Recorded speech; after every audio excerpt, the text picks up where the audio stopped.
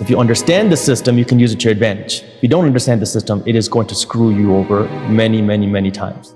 When you say manipulate the money, they literally just make more of it. Right. Magically. Literally. And this is where the rich will become richer, the poor will become poorer, and the middle class will get wiped out. And the reason why is because some people, rich people, will understand money and they will continue teaching their kids. And everybody else, the majority of people who have no idea what's happening, will continue to become poorer because they don't even see it happen. As the value of the dollars drop, what happens? For regular people, your salary doesn't stretch as far. Your savings don't buy you as much. And so you're effectively becoming poorer each and every day because for most of us, we're taught to save our money. That's what I was told to do growing up. That traditional Indian house is save, save, save. And so I was told to save my money, and your savings are becoming less valuable each and every day. While what wealthy people do is they're not storing cash, they're buying assets. So your investments are zero, and your savings, you're trying to grow that, thinking that you're gonna become wealthy. But you're never gonna be able to outsave inflation.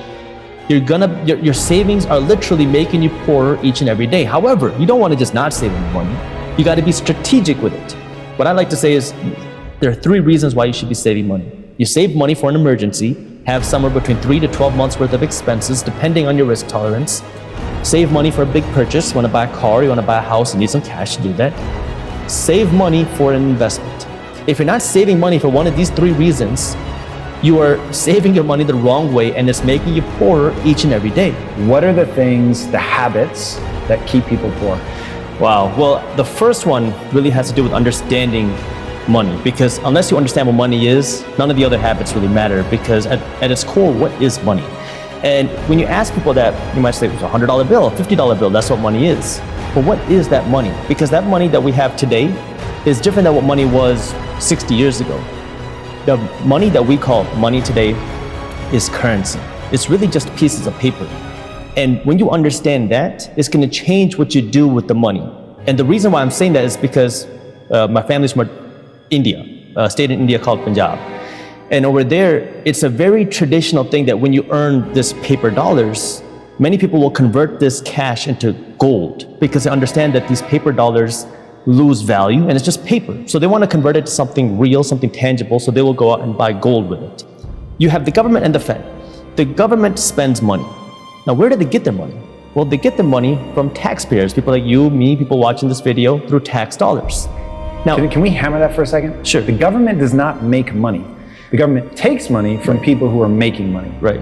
Now, that's not necessarily bad, because they provide a lot of amazing things, but they're not necessarily efficient with their dollars. You have to understand what someone's role is. If you are a company, right, you have a company, your job is to make a profit, because if you don't have a profit, you're not going to be in business unless you have some other stream of, venture capital debt or something.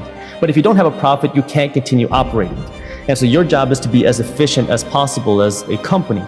The government can actually be benefited by being inefficient, because what is the government's job? You have to understand what is their role.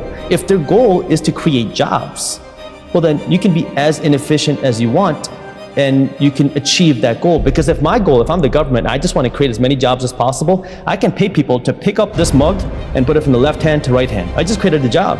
You're employed, you have an income, but you're not producing anything of value.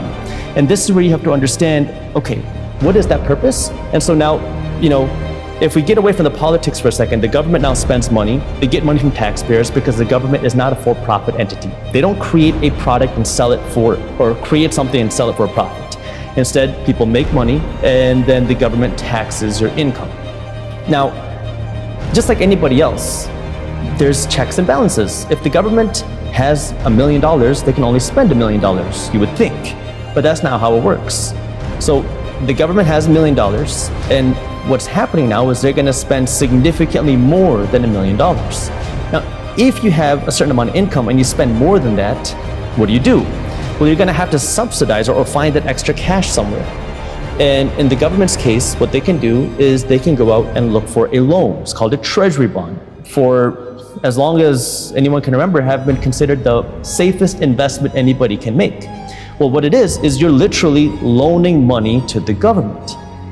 But what happens now if there's not enough people out there to loan money to the government? If the government wants trillions and trillions of dollars, if there's not enough people out there to loan that money to the government and they keep wanting to spend more money, you still got to make up this cost. So what do? They call up their friends at the Federal Reserve Bank and they say, hey, we need a $2 trillion loan. And then the Fed's going to say, okay, we got you. Now remember what I said, they're not a reserve. They don't have a cash pile anymore. So what do? They go to the money printer, boop, boop, boop, and now they can print out $2 trillion. They loan this cash to the government, and now the government got the $2 trillion. The Federal Reserve printed it out of nothing. The government can now take this $2 trillion and spend it in whatever way that they want. It can be inefficient. They can try to create efficient products, but their goal is to hopefully help people. Now, whether they're inefficient or not is a political debate. However, that is what they do. But what happens now when more dollars enter without actual wealth being created? Because we saw this happen in textbook form in 2020 and 2021, where nothing was being produced except money. Well, when more money gets produced, it effectively reduces the value of each individual dollar. This is what inflation is. The word inflation comes from the word inflate. What are you inflating? The monetary supply. So you're increasing the monetary supply, causing the value of each individual dollar to go down, which effectively causes the price of things to go up. And so in 2020, 2021, no one's producing. However, the government is spending money like crazy. Where are they getting this money? The Fed. So the Fed's printing money, giving it to the government's spending it like crazy. Now people are getting money. It's people, it's businesses, it's corporations. This money is being spent, and now everybody is like, wow, I'm sitting at home and I'm rich. You have some people who are getting big unemployment checks. You have some businesses getting millions of dollars, and everything is running smooth. And people are spending money like crazy, buying things, but nothing is being produced. So then what happens? Well, now you have a supply chain mess because everyone's buying all the stuff in stores. However, no business is able to produce anything because the economy shut down. So the supply chain issue then you start to see is a byproduct of the inflation, because everyone's trying to blame, oh, the inflation is happening because of supply chain issues. But you have to look at what is the real root cause. The inflation is what causes the supply chain issues. How do you decide who gets that money or not? I mean, they're printing money. Somebody's got to pay for that. Who's paying for it? Regular people, average people, because now it's a hidden tax. Because the government can't just spend money without somebody paying for it. They have to generate the tax dollars. If they don't pay it through tax dollars, somebody's still going to have to pay a tax. And inflation now is a hidden tax. It's a silent tax. It affects the people who don't understand money, and it disproportionately affects the poor and the financially uneducated. And this is why financial education is so important, is because if you don't understand this, you are going to get screwed over by the system.